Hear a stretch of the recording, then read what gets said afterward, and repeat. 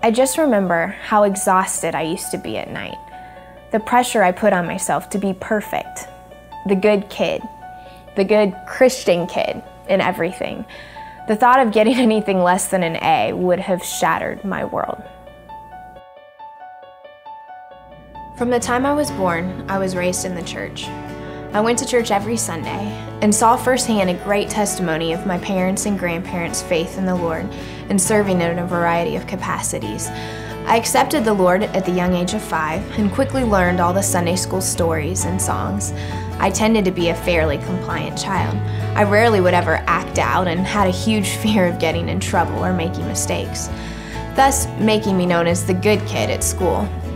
I was a die-hard perfectionist from early on, and my mom says I would become angry when I couldn't succeed at doing something just right my entire life. It was in the fall of 2004 that I took my first steps into the real world, packing up my things and moved to Wilmore, Kentucky to begin my freshman year of college. I went to Asbury College, a Christian school, and it was during those years at Asbury that I began to grapple with what my faith really meant to me personally. I thought I was walking the walk because I knew how to talk the Christian talk, yet I couldn't grasp the beauty of the cross as others referred to it. I couldn't get over how some people seemed to connect so well with all the worship songs about the cross being so amazing. And to be quite frank, I had such a little understanding of what grace was. I was filled with guilt while living with multiple roommates that were incredibly disciplined and spending time in the Word and in prayer. It was by no means a task to check off their list, and while those years in undergrad were filled with countless missions trips, lots of ministry involvement, and being challenged by some amazing professors and peers, I still consistently wrestled with my faith. It's funny for me to look back at my life and think how often I've heard the statement, "I'm not religious, I have a relationship with Christ." For the majority of my life, I would have made this statement and really believed that I'm not a person whose life is full of doing religious things or checking off the boxes. However, when I'm truly honest with myself, while I've never believed that my works are going to get me to heaven, I've consistently struggled with not being completely caught up in doing everything right, not breaking the rules, and just exhausting myself by the amount of ministry things that I've been involved in. In 2008, I graduated from Asbury with a degree in social work and then immediately headed to Columbus to attend Ohio State University for graduate school, a move my parents were less than excited about. They were concerned for me to attend such a big public school in a big city, basically by myself, and if I was being honest with myself, I had anxiety about it as well. But little did I know that the Lord had bigger plans for me. It was during that year that I had my first experience being completely overwhelmed with sin in my life and aware of my need for forgiveness. I can remember sitting in Sunday night church worship and just crying as I mourned over sin in my life and felt more desperate than ever before for the Lord to direct me. As the Lord was prying at my heart, He threw a wrench in my plans, and after many doors closed after grad school, I had to move back to Dayton and back in with my parents, a decision I was not prepared for or very happy about.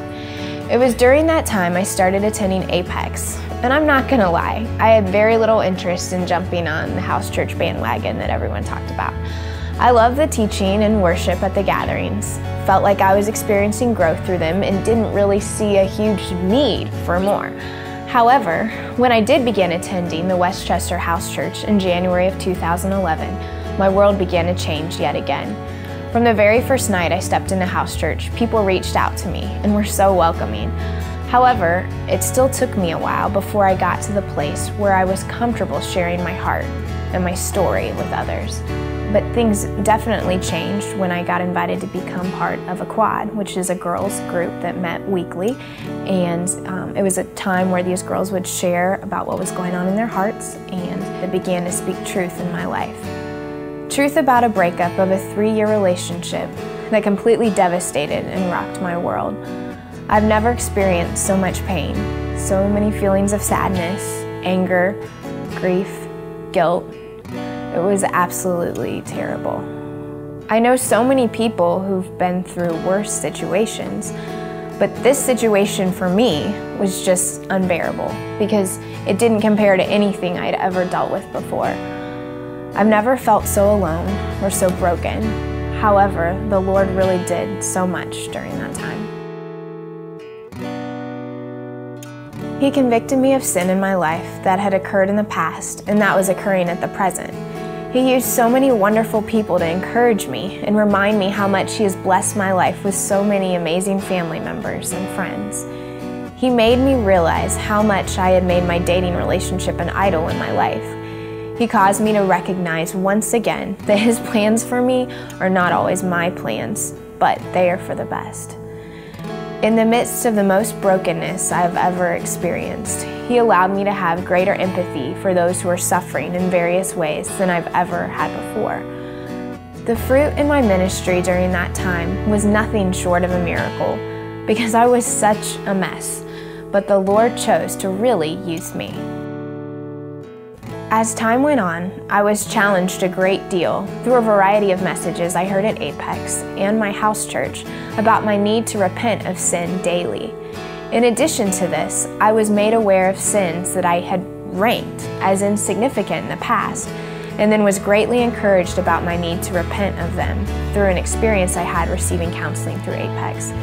As time has gone by, I have been learning to recognize the fact that I sin a lot every day. Grace means so much more. The cross is taking on such a greater meaning.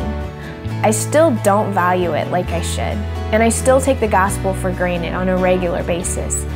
However, recently, I have become more and more convicted of the fact that the Lord didn't just save me from my sins when I was 5, but He continues to do so every day as I recognize my unworthiness and my need for Him.